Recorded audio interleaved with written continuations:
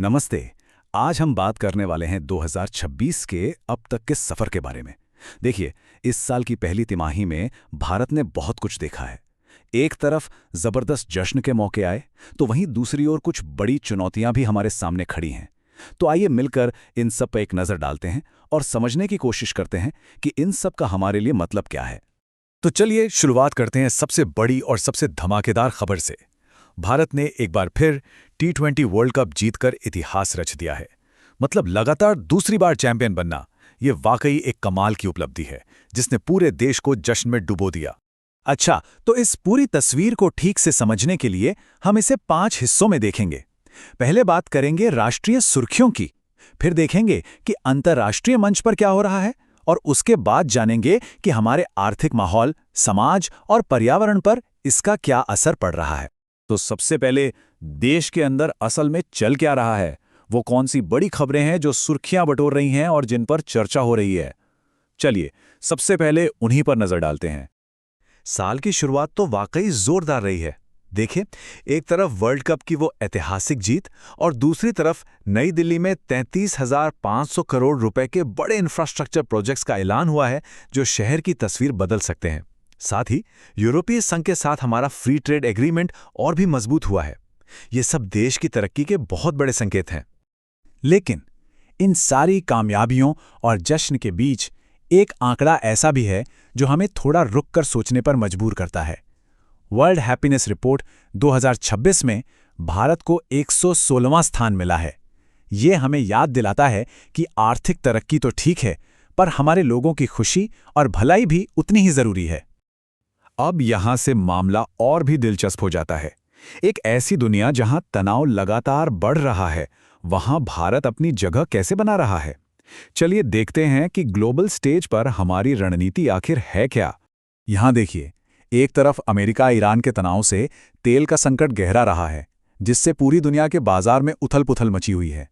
तो वहीं दूसरी तरफ भारत अपनी ऊर्जा जरूरतों को पूरा करने के लिए रूस के साथ तेल और गैस का सहयोग बढ़ा रहा है, और साथ ही कनाडा के साथ एक बड़ा यूरेनियम समझौता भी किया है। मतलब एक अस्थिर दुनिया में संतुलन बनाने की एक बहुत अच्छी मिसाल है। और देखिए, दुनिया में जो भी ये तनाव चल रहे हैं, उनका सीधा असर हमारी अर्थव्यवस्था पर पड़ता ही है। तो चलिए अब जरा आर्थिक मोर्चे का हाल जानते हैं और देखते हैं कि विकास के अनुमान क्या इशारा कर रहे हैं। कि जो आंकड़े हैं, ये थोड़ी चिंता बढ़ाने वाली तस्वीर दिखाते हैं। जीडीपी ग्रोथ धीमी होकर करीब 5.9% रहने का अनुमान है। ऊपर से बढ़ती महंगाई और सरकार के बड़े उधार का मतलब ये हो सकता है कि आने वाले महीनों में हम सबके लिए रोजमर्रा की चीजें थोड़ी और महंगी हो सकती हैं। अर्थव्यवस्था से आगे बढ़कर देखें तो कई ऐसी महत्वपूर्ण रिपोर्ट्स भी आई हैं जो हमारे समाज और पर्यावरण से जुड़ी कुछ गंभीर चुनौतियों पर रोशनी डाल रही हैं।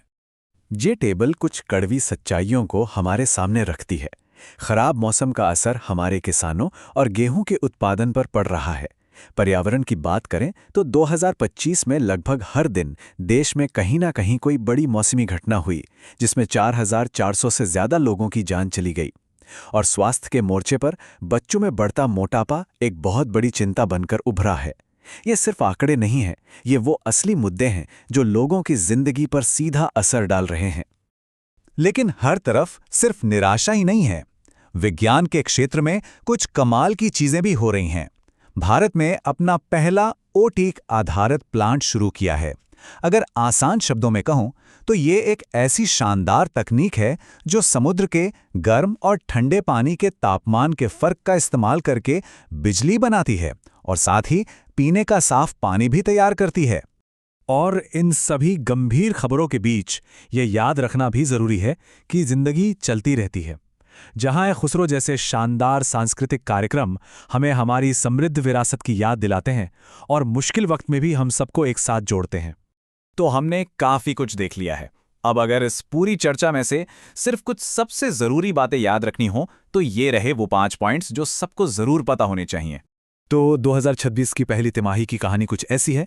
एक तरफ T20 वर्ल्ड कप की जबरदस्त जीत का जश्न है, तो दूसरी तरफ हैप्पीनेस रिपोर्ट की रैंकिंग हमें सोचने पर मजबूर कर रही है। हमने यूरोपियन यूनियन के साथ एक अहम व्यापारिक समझौता किया है, लेकिन साथ ही बच्चों के मोटापे जैसी एक बड़ी स्वास्थ्य चुनौती और आर्थिक मंदी का संकट भी हमारे सामने है। यह सच में कामयाबियों और चुनौतियों का एक मिला जुला दौर है। और ये सारी बातें हमें इस आखिरी सवाल पर लाकर छोड़ देती हैं, जब भारत इन जीतों और चुनौतियों के बीच अपना रास्ता बना रहा है, तो आखिर वो कौन सी चीज़ें होंगी जो देश के भविष्य को सबसे ज़्यादा प्रभावित करेंगी? ये एक ऐसा सवाल है जिसका जवाब तो आने वाला वक्त ही देगा, लेकिन इस पर हम सबको सोचने की ज़रूरत है।